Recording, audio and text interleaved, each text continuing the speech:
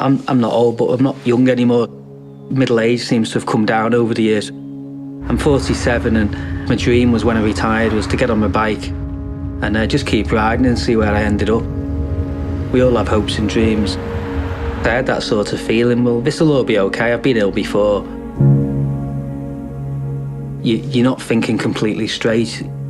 It was about losing my family were my initial fears. I lost their vision down my left side, and then I started to lose my speech. My arm wouldn't work, my leg wouldn't work. When I was sent up to a ward after probably about 12 hours of tests, this might be a little bit more serious than they thought. A full-blown stroke the day after, it's probably when the emotions hit. My lowest emotional point is planning to take my own life, not saying that there's any future left. I'd never describe it as a selfish feeling.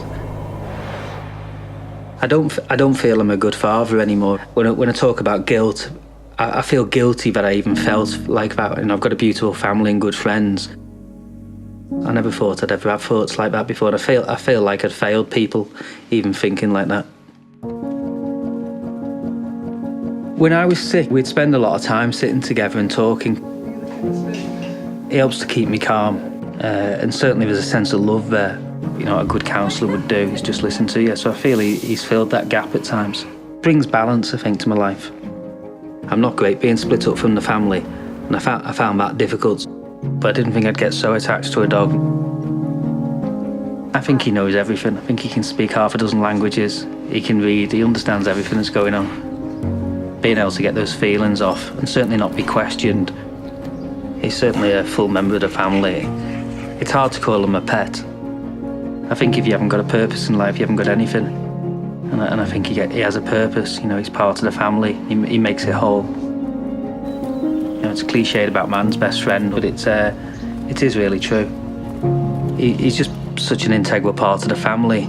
I think that's the special part. Probably about 2 years ago, he developed what's called a mast cell tumour on one of his ears. So he had to have that ear amputated, his left ear. Quite an emotional time, certainly for my partner and the family.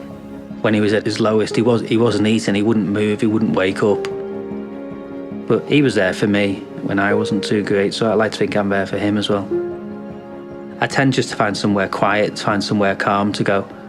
And I do think about the positives in life much more. And I've started to think much more positive about the future, so that helps.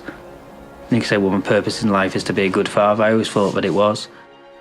I'd say without them, and certainly without Valley, I wouldn't be sat here today.